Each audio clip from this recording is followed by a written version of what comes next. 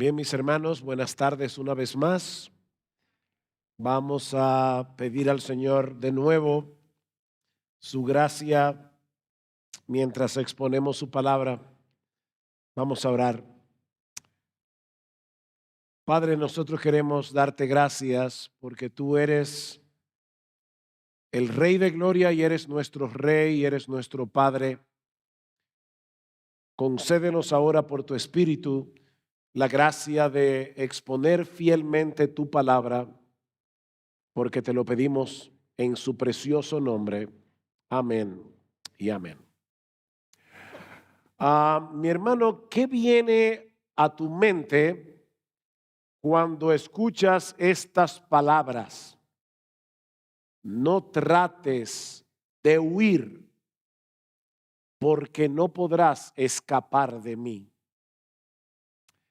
Bueno, es muy probable que venga a tu mente la idea de un alguacil tenaz persiguiendo a un fugitivo para llevarlo a la justicia para ser debidamente juzgado. Puede que venga a tu mente el conocidísimo personaje de Jean Valjean de la novela Los Miserables de Víctor Hugo, siendo obstinadamente perseguido por el inspector Javert, que está obstinado con atrapar a Jean Valjean. Ahora, ¿qué tal si estas palabras salieron de la boca de Dios, que en su amor eterno y sobreabundante ha decidido hacernos bien, pero que al mismo tiempo ve que en ocasiones tratamos de alejarnos de Él por causa de nuestros pecados o porque en ese momento estamos luchando con las tentaciones y no estamos trayendo a nuestras mentes el evangelio de la gracia? Bueno, en ese caso tendríamos que darle a esas palabras otro significado y escucharlas en otro tono. Hijo mío, yo te he escogido para hacerte mío, yo te he escogido para hacerte bien. No trates de huir de mí, porque es inútil. Te amo lo suficiente como para dejar que cometas la locura de alejarte de mí. ¿Ven? Son dos significados muy diferentes, aunque la frase sea muy similar. Bueno, yo supongo que eso era lo que el salmista tenía en mente cuando escribió el Salmo 139. Yo les pido por favor que vayan en sus Biblias al Salmo 139 y particularmente los versículos 7 al 12 que vamos a considerar en esta tarde al tratar el tema de la omnipresencia de Dios. Ahora, para poder tomar el contexto, vamos a leer desde el versículo 1 hasta el versículo 12 y luego los versículos 17 y 18. Dice así la palabra del Señor. Oh Jehová, tú me has examinado y conocido. Tú has conocido mi sentarme y mi levantarme, has entendido desde lejos mis pensamientos y todos mis caminos te son conocidos. Pues aún no está la palabra en mi lengua y he aquí, oh Jehová, tú la sabes todas. Detrás y delante me rodeaste y sobre mí pusiste tu mano. Tal conocimiento es demasiado alto para mí, maravilloso para mí, alto es, no lo puedo comprender. Y aquí está mi texto. ¿A dónde me iré de tu espíritu? ¿A dónde huiré de tu presencia? Si subiere los cielos, allí estás tú. Y si en el Seol hiciere mi estrado, he aquí allí tú estás. Si tomare las alas del alba y habitar en el extremo del mar, aún allí me guiará tu mano y me asirá tu diestra. Si dijere, ciertamente las tinieblas me encubrirán, aún la noche resplandecerá alrededor de mí. Aún las tinieblas no encubren de ti. y la noche resplandece como el día, lo mismo te son las tinieblas que la luz. Versículo 17. Cuán preciosos me son, oh Dios, tus pensamientos, cuán grande es la suma de ellos. Si los enumero, se multiplican más que la arena. Despierto y aún estoy contigo. Uno de los rasgos más sobresalientes de este salmo es la forma como el salmista aborda el tema de los atributos de Dios, no como una doctrina interesante sobre la que vale la pena disertar, sino más bien como un asunto de profundo interés personal, eminentemente práctico. De hecho, si leen el pequeño título que aparece en los salmos, que muchas veces pasamos por alto, verán que allí dice al músico principal. Salmo de David. Así que este salmo tan denso teológicamente era uno de los himnos que se cantaban en el Antiguo Testamento. Este era el himnario de Israel. Esto es un himno. Lamentablemente no son muchos los himnos con un contenido como este los que se cantan en el día de hoy en muchas iglesias. Sin embargo, mis hermanos, este es un tratado de teología aplicada. Lo que este hombre conocía de Dios tenía un impacto determinante en su vida cotidiana. Y eso es precisamente lo que yo quisiera que sucediera en esta hora al hablar del tema de la omnipresencia divina. Así que veamos en primer lugar el alcance de la presencia de Dios. Versículo 7. Otra vez.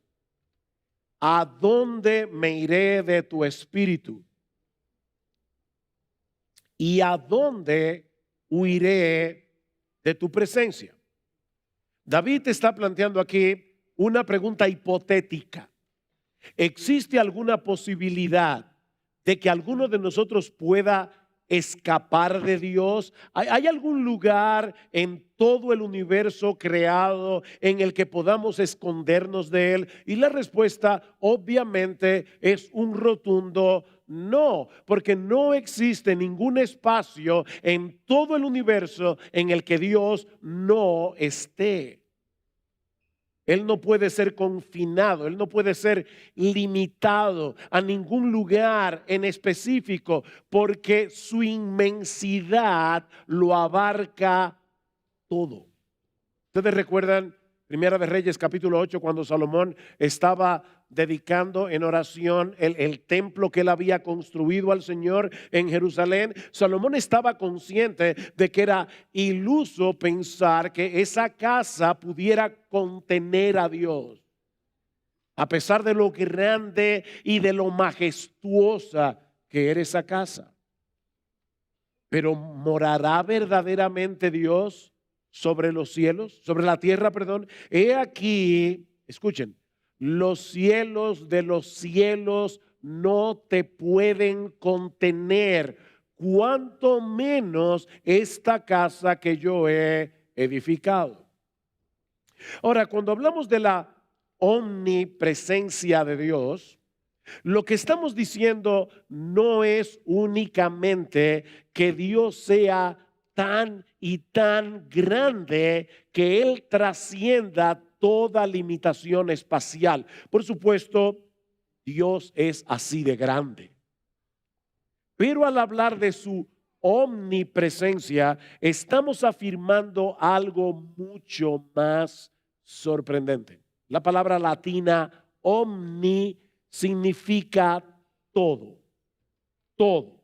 De manera que al decir que Dios es omnipresente, lo que estamos afirmando es que su presencia se encuentra en todo lugar al mismo tiempo, simultáneamente.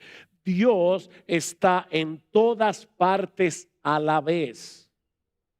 De ahí la pregunta del salmista: ¿a dónde huiré de tu presencia? Y decíamos ayer que esa palabra hebrea significa literalmente cara. ¿A dónde huiré de tu cara? Nosotros vivimos en la cara de Dios. Yo estoy aquí en el púlpito, ¿verdad?, predicando la palabra y gracias a estos aparatos mecánicos, mi voz está llenando todo este espacio a la vez, o por lo menos eso espero. Mi voz está llenando este espacio, pero yo sigo aquí, en este lugar, y solo puedo estar consciente de lo que ven mis ojos y en un grado menor de lo que escuchan mis oídos. Si algo sucede aquí detrás, aunque yo no lo vea, sé que algo pasó, pero hasta ahí es donde yo puedo llegar. Pero mis hermanos, ese no es el caso de Dios. ¿Recuerdan la prédica de ayer? Todo lo que hay en Dios es Dios. Él no está compuesto de partes. Y por lo tanto, donde quiera que Dios esté, Él está allí con todos sus atributos, con toda su esencia, con todo su ser. Jeremías 23, ¿soy yo Dios de cerca solamente, dice Jehová, y no Dios desde muy lejos? ¿Se ocultará alguno, dice Jehová, en escondrijos que yo no lo vea? ¿No lleno yo, dice Jehová, el cielo y la tierra? Cuando Adán y Eva pecaron contra el Señor, Génesis capítulo 3, versículo 8, ¿qué quisieron hacer ellos? Ellos quisieron esconderse de Dios. Pero mis hermanos, esto es tan absurdo como lo que hacíamos muchos de nosotros, por lo menos yo cuando estaba pequeño. Uno se acostaba en la noche, en mi pueblo donde yo nací, tenían la costumbre de hacer muchas historias de fantasmas, de muertos que salían por la noche. Y obviamente ustedes se pueden imaginar un niño de 8, 9 años, habiendo escuchado todas esas historias, luego por la noche yo quería esconderme. ¿Dónde me escondía? Debajo de la sábana. Como si la sábana fuera un lugar lo suficientemente, qué sé yo, lo suficientemente bueno para esconderse de algún peligro. Bueno, mis hermanos, así de absurdo es pensar que nosotros podemos huir de Dios. Porque Él no solo trasciende el espacio, Él está presente con todo su ser en todo lugar al mismo tiempo. Vean una vez más el versículo 8. Si subiera a los cielos, allí estás tú. Y si en el Seol hiciere mi estrado, he aquí allí tú estás. Este es un intento de escape vertical, ¿verdad? Puedo tratar de subir a lo más alto, puedo tratar de descender a lo más bajo, sería completamente inútil porque Dios está en los dos extremos y en todo lo que hay en el medio. De hecho, noten que 2 veces dice, versículo 8, si subiera a los cielos, allí estás tú, todo tú. Y si en el Seol hiciere mi estrado, he aquí allí tú, todo tú, estás ahí. O puedo intentar un escape horizontal, pero el resultado sería exactamente el mismo. Versículo 9, si tomare las alas del alba y habitar en el extremo del mar, aún allí me guiará tu mano y me asirá tu diestra. El sol, ¿verdad?, se levanta en el este y desde la perspectiva de Israel, el mar Mediterráneo se encuentra en el oeste.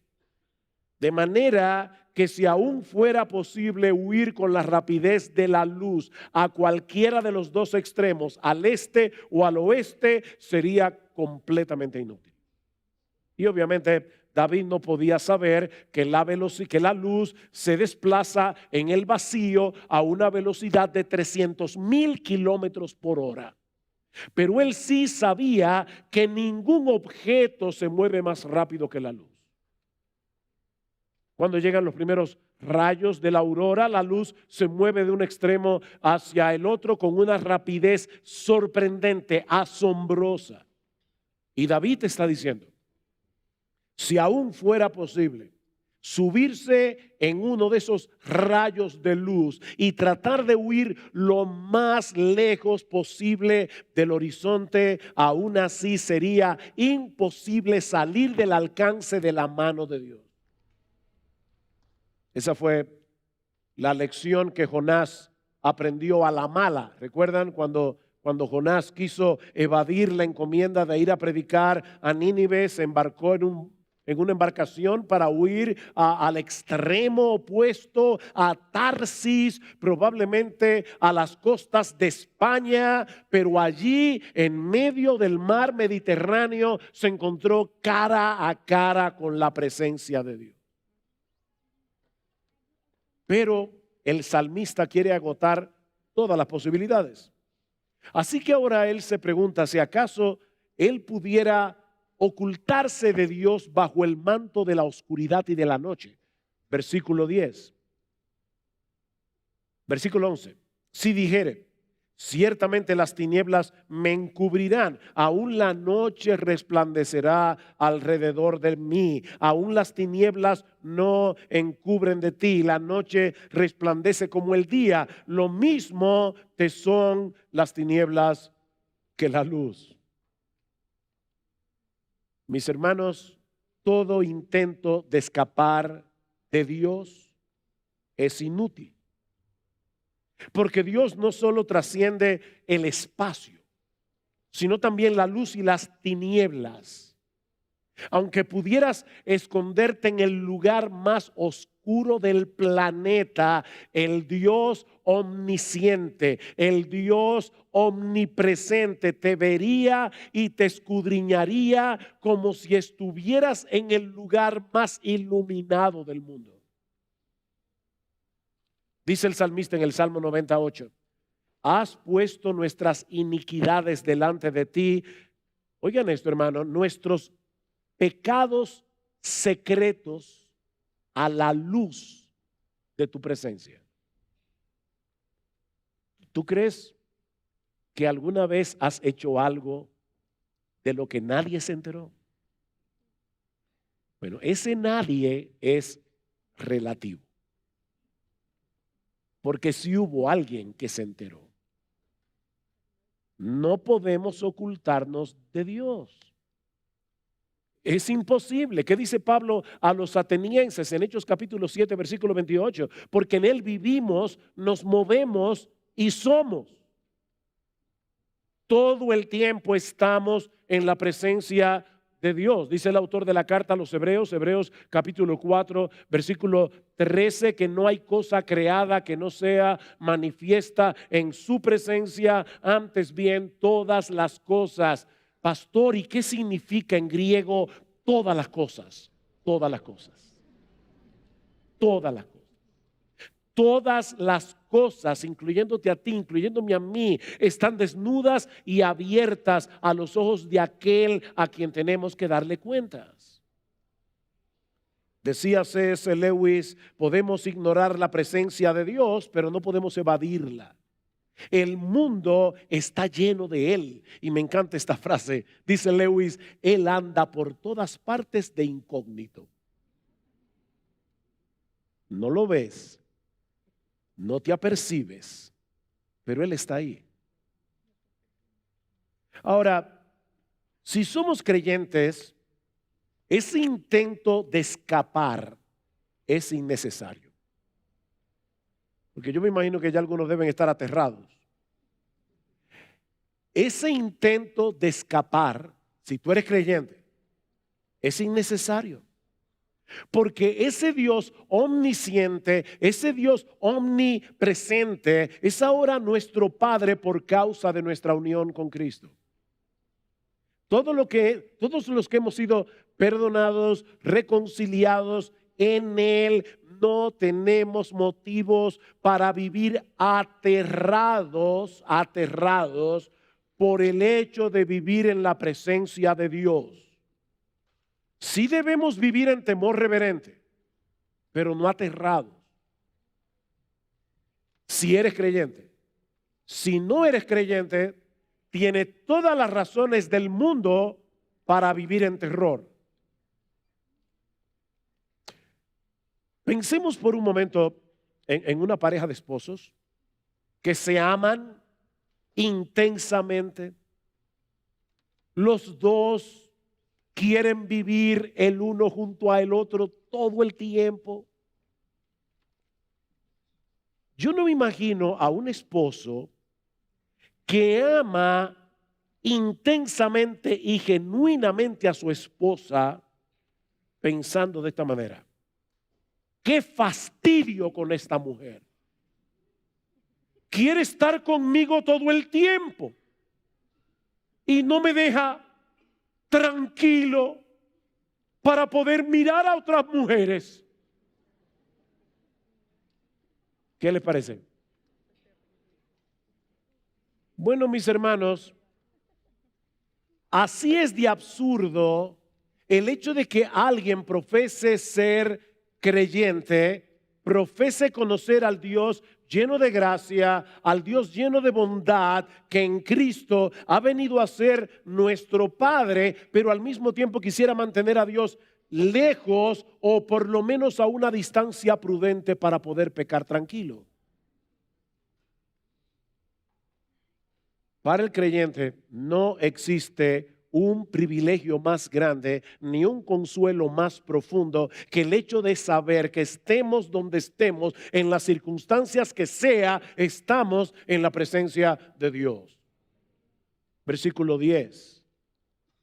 Aún allí me guiará tu mano, aún allí me asirá tu diestra. Mis hermanos, es en la presencia de Dios, dice David en el Salmo 16, donde hay plenitud de gozo, delicias a su diestra para siempre.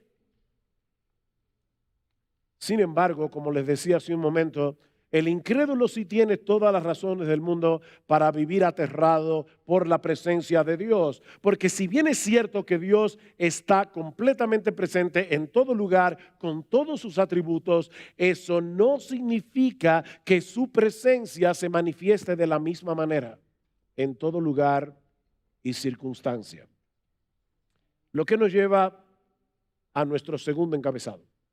Ya vimos el alcance de la presencia de Dios.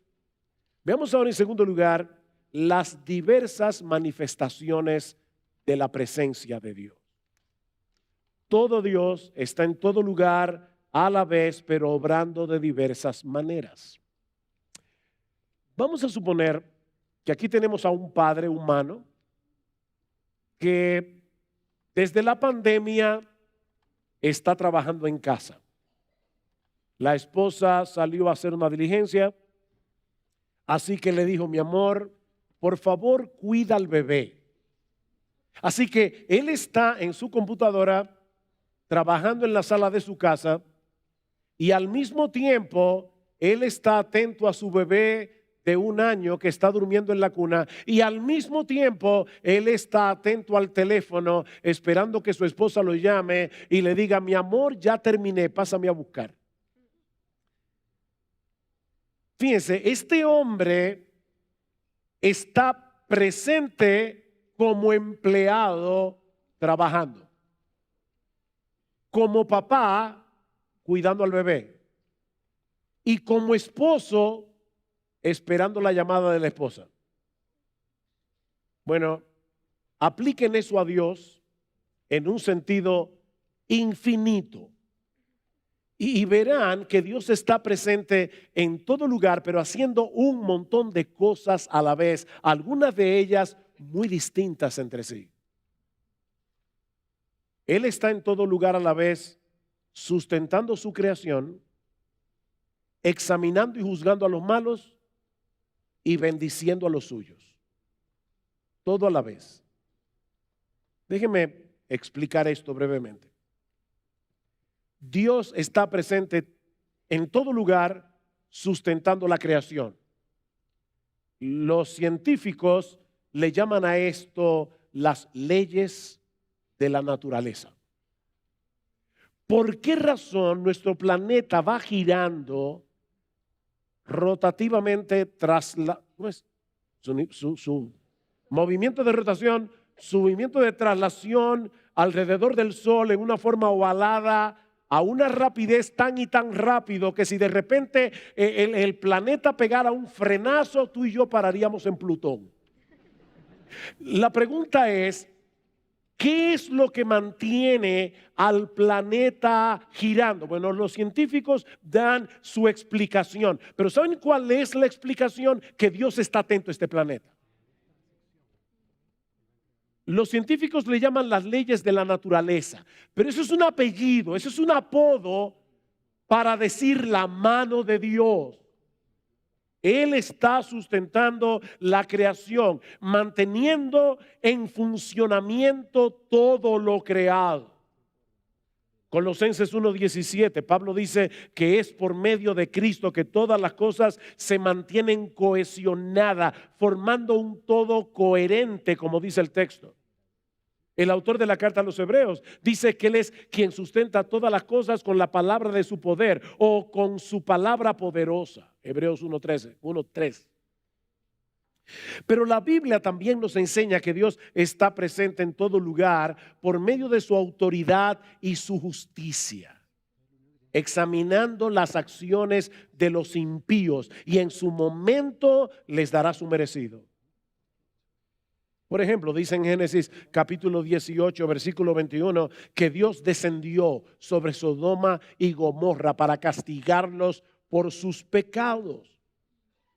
¿Quiere esto decir que Dios se movió desde el cielo?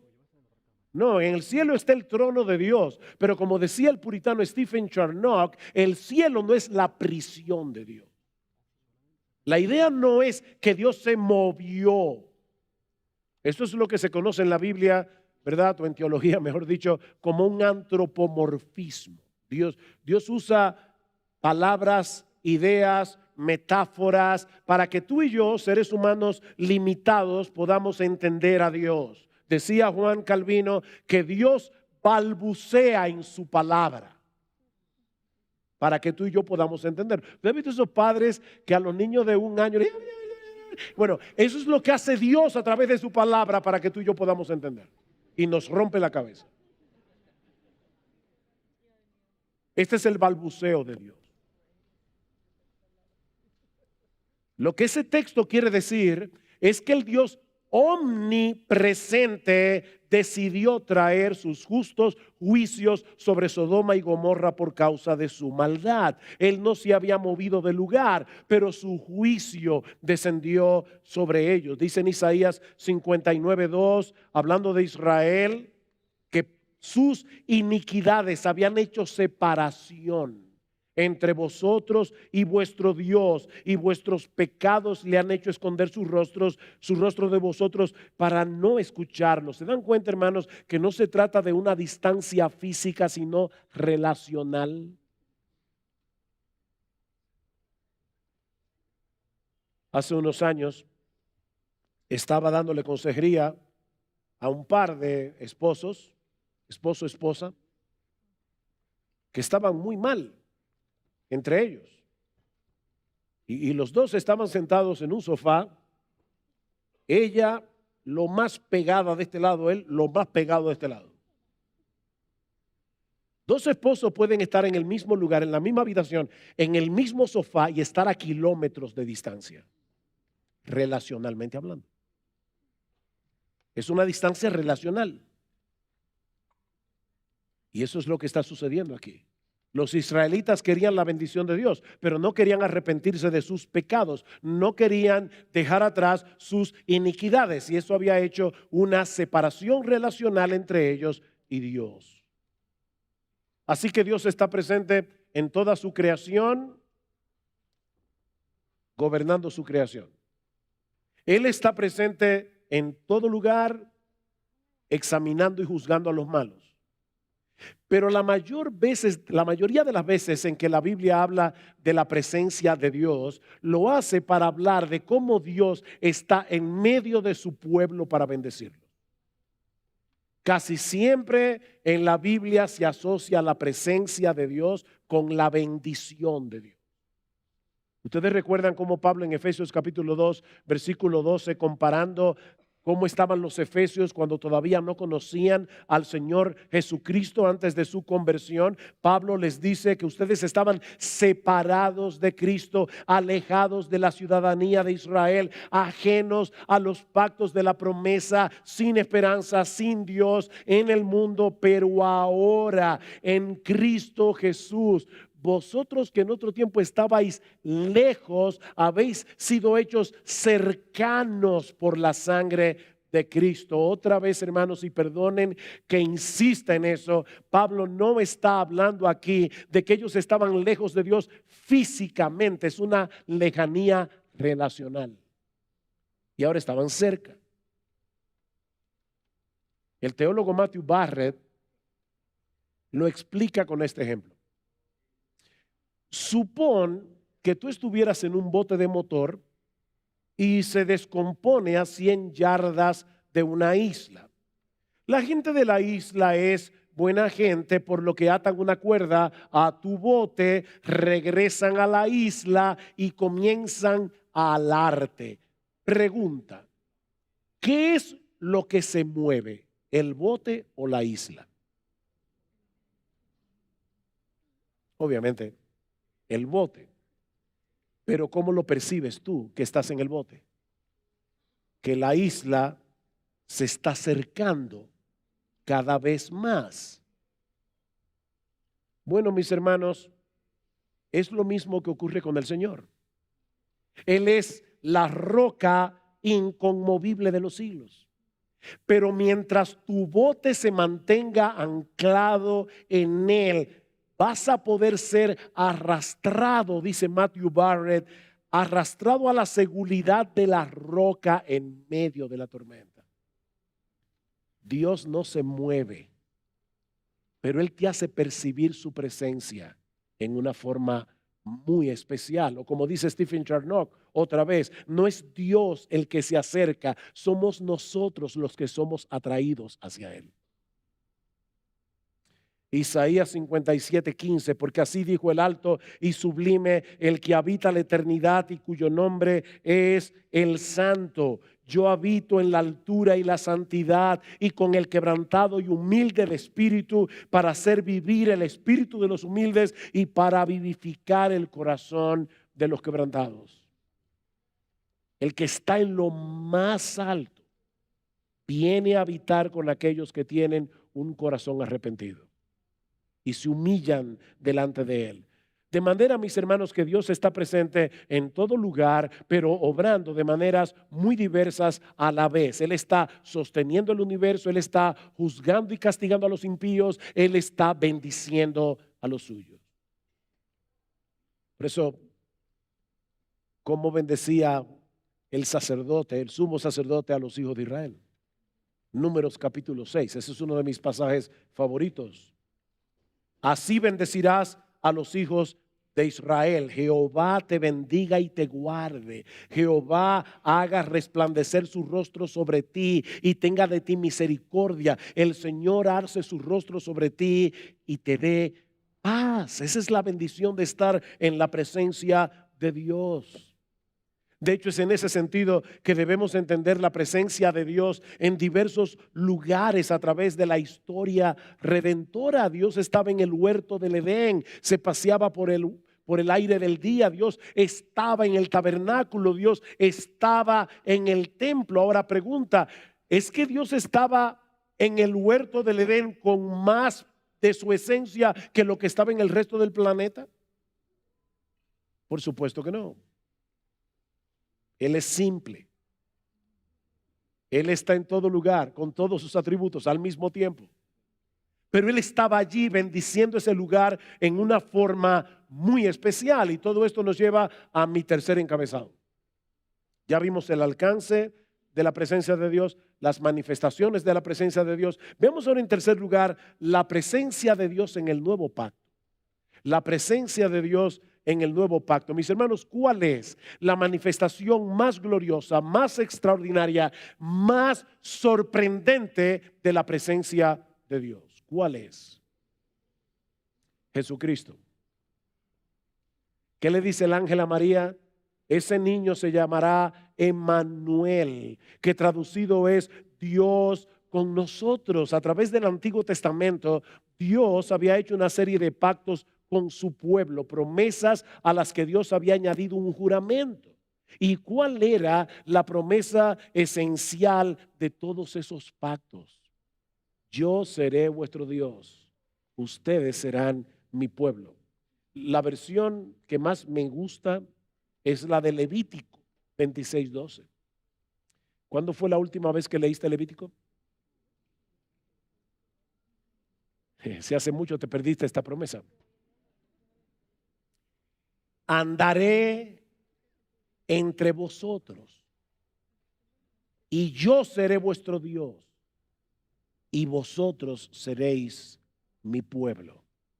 Andaré entre vosotros. Mis hermanos, ¿a qué les suenan esas palabras? Juan capítulo 1, versículo 1 y 14.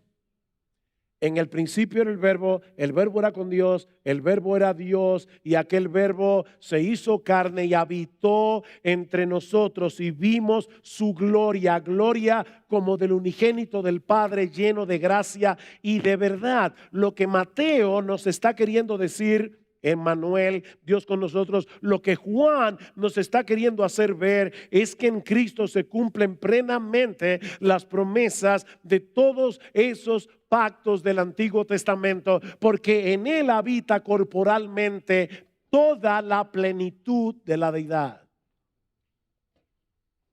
La segunda persona de la Trinidad, Dios el Hijo, se hizo hombre para morir por nosotros en una cruz, reconciliarnos con Dios, de modo que ahora tú y yo podamos disfrutar de la bendición de su presencia en nuestras vidas.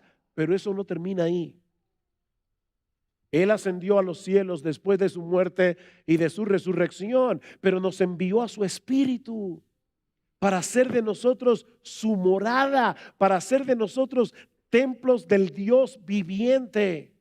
¿Recuerdan ustedes, mis hermanos, cómo comienza Juan capítulo 14, versículo 1? No se turbe vuestro corazón, creéis en Dios, creed también en mí. En la casa de mi Padre muchas moradas hay. Si así no fuera así, yo se lo hubiera dicho. Pero voy pues a preparar lugar para vosotros. Mientras nosotros estemos aquí en la tierra y Cristo no había entrado en el cielo mostrando su sacrificio perfecto, no había lugar para nosotros en el cielo. De paso, por favor, no se imaginen que Dios, que el Hijo, el Cristo, subió con una cuadrilla de obreros para hacer una casa para ti y para mí. En la casa de mi Padre muchas moradas hay. Ya esas moradas estaban allí, pero no había lugar ni para ti ni para mí hasta que Cristo entrara en la gloria con su sacrificio perfecto por ti y por mí.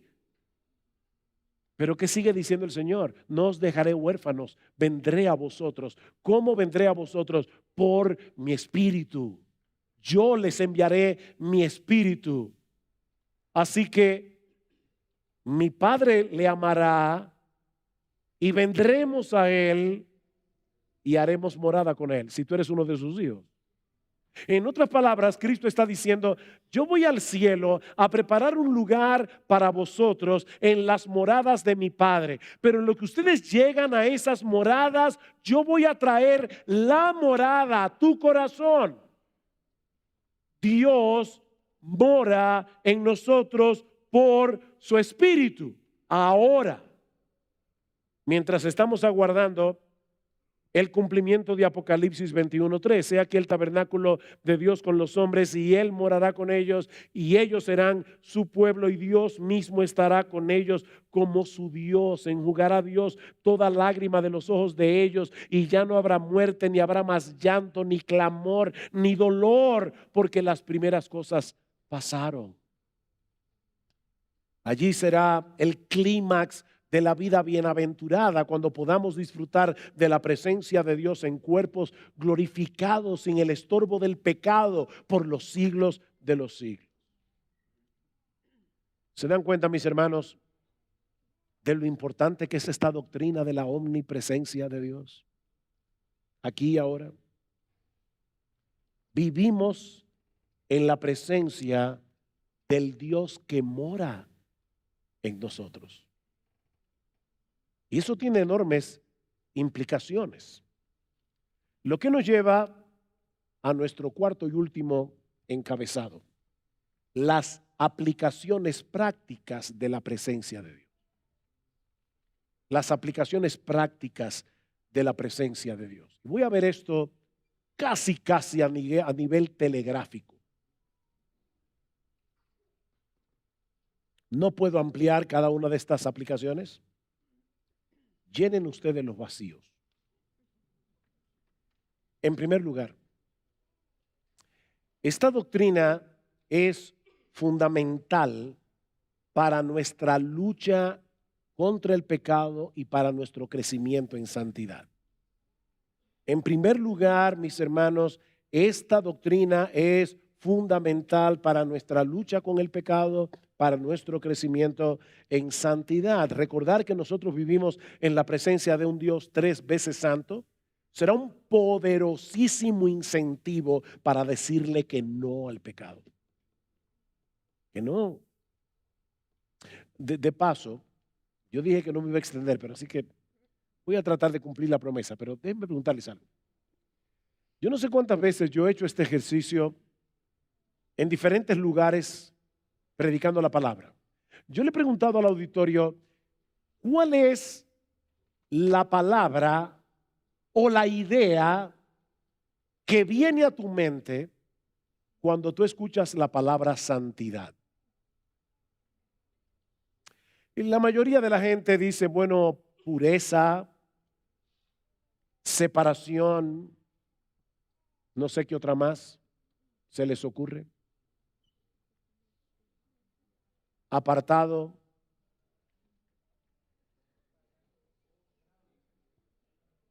Limpio. ¿Saben que la mayoría de las veces que yo hago este ejercicio, casi nadie dice alegría?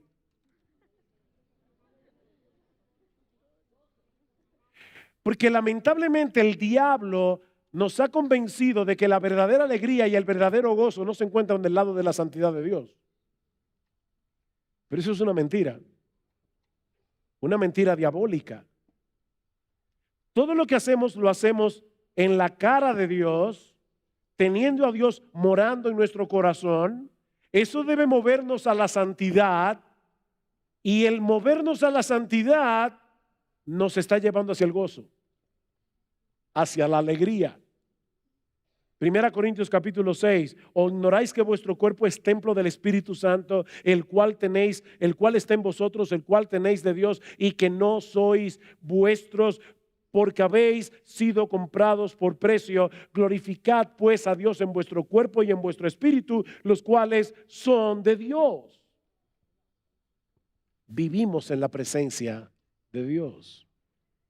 En segundo lugar, esta doctrina es un gran consuelo en medio del dolor y de la aflicción. Hermanos, la mano de Dios está sobre nosotros en todo momento y circunstancia, pero de manera particular cuando estamos atravesando por el valle de sombra de muerte. En tiempos de dolor,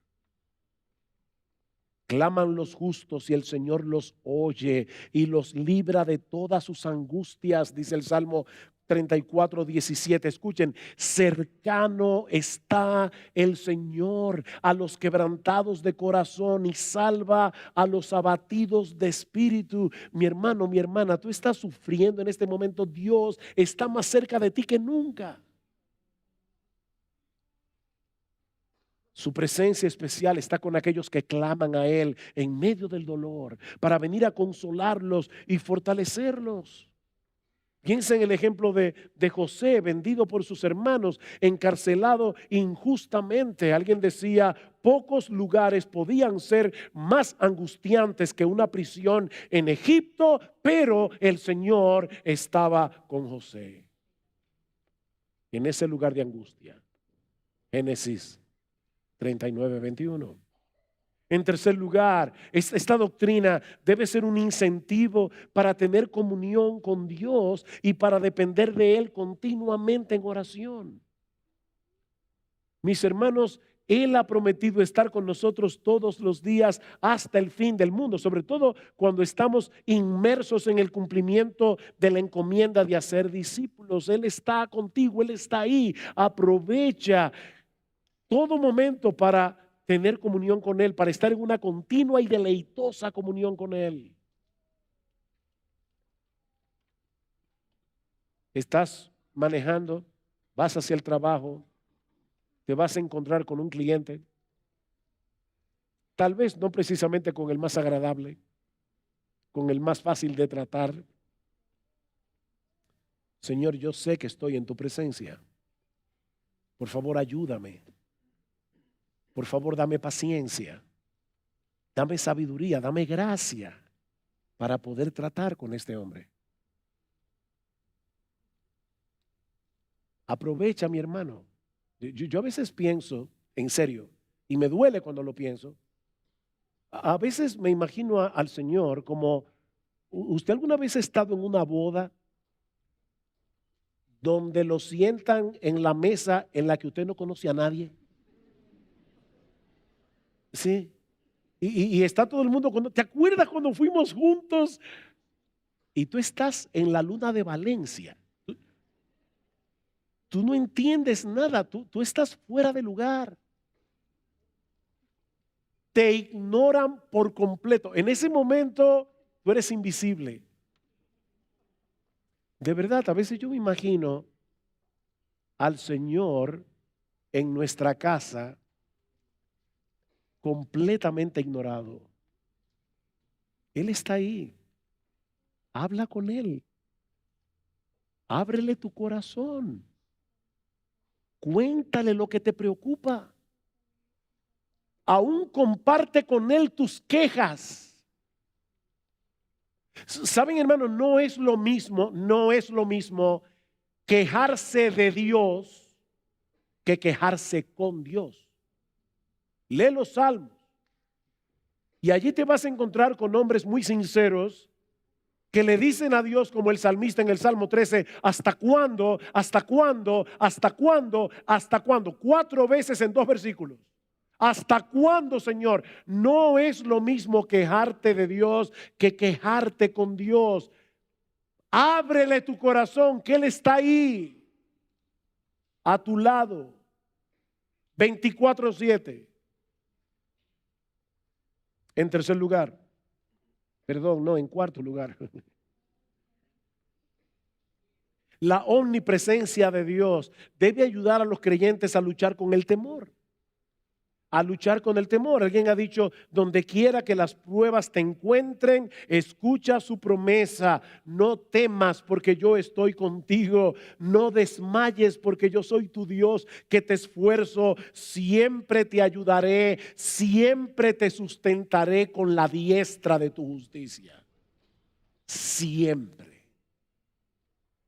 En quinto lugar, el hecho de que Dios manifieste su presencia especial en medio de su adoración y de su palabra debería traernos con expectativa a adorarle junto a su iglesia cada domingo. Cada domingo. La iglesia congregada es la casa del Dios viviente, dice Pablo en 1 Timoteo capítulo 3, versículo 15. Y no es que haya más presencia de Dios en el edificio de la iglesia que fuera de ella, pero Dios viene a bendecir a su pueblo por medio de su palabra cuando nos reunimos en su nombre, en su día. Y ¿saben lo que es todavía más sorprendente? Cristo está en medio nuestro, acompañándonos en nuestros cantos. Pastor, ¿y de dónde usted saca eso? De Hebreos capítulo 2.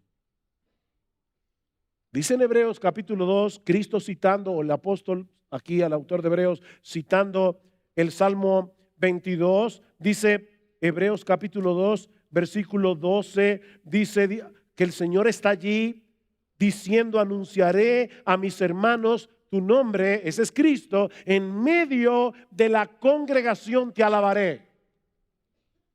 En medio de la congregación te alabaré. Edmund Clowney dice al respecto, hablando de este texto: por la presencia de su Espíritu, el Señor mismo está presente en su congregación mientras adoramos. En la congregación, dice Clowney, Jesús canta las alabanzas al Padre. ¿Te imaginas eso? Nosotros estamos allí cantando y Jesús está ahí al lado tuyo, cantando junto contigo.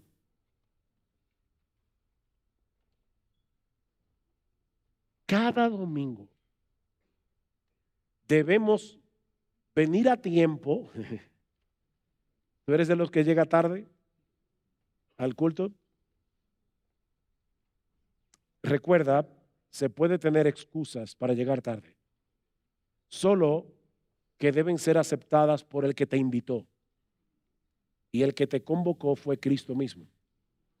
Así que no hay problema en que llegues tarde, siempre que tu excusa sea válida para Él. Llega todo lo tarde que tú quieras, siempre que lo acepte. Y faltar, pastor, también. Tú puedes faltar al culto del domingo siempre que Cristo acepte tu excusa, porque Él fue que te invitó. No fue el pastor de la iglesia o los pastores, fue el Señor mismo. Y recuerda, Él está allí esperando que comience a mí me sorprende que Dios, el Dios de los cielos, nos diga: pongan ustedes la hora y yo voy a estar ahí. El culto es a las 10, a las 11. Y Cristo, que es omnipresente, está allí cantando junto contigo y conmigo. Sorprendente. Ven con un corazón preparado para encontrarte con Dios, para escuchar su voz a través de su palabra predicada. ¿Tú sabías que cada vez que un hombre se para en el púlpito, un hombre de carne y hueso, y está predicando fielmente la palabra de Dios, tú estás escuchando la voz misma de Dios? El que a vosotros oye, a mí me oye, dice Jesús. Y el que a vosotros desecha, a mí me desecha. Sí, no estamos viendo el monte que humea, no estamos escuchando el sonido de la trompeta, no estamos viendo el humo, pero como decía ayer Bert Parson cuando leyó Hebreos capítulo 12, nosotros nos hemos acercado a un lugar que es todavía más impresionante que el monte Sinaí, porque aquel monte era un monte físico. Nosotros nos estamos acercando a la presencia real de Dios cuando nos congregamos para adorarle. Jehová dijo así: el cielo es mi trono, la tierra el estrado de mis pies. ¿Dónde está la casa que me habréis de edificar? ¿Y dónde el lugar de mi reposo? Mi mano hizo todas estas cosas. ¿Y de verdad ustedes creen que yo voy a morar en una casa hecha por manos humanas? Ahora escuchen: así todas estas cosas fueron, dice Jehová, pero miraré a aquel que es pobre y humilde de espíritu y que tiembla ante mi palabra. Él está allí con aquel que tiembla ante su palabra. ¿Quieres disfrutar de una íntima y comunión con el Dios omnipresente? Acércate con un espíritu humilde, con un corazón sensible para escuchar su voz a través de la exposición de su palabra, no como un mero oidor olvidadizo, sino como un hacedor obediente, y comenzarás a experimentar un anticipo de lo que será estar en su bendita y gloriosa presencia por los siglos de los siglos. Amén. Gracias.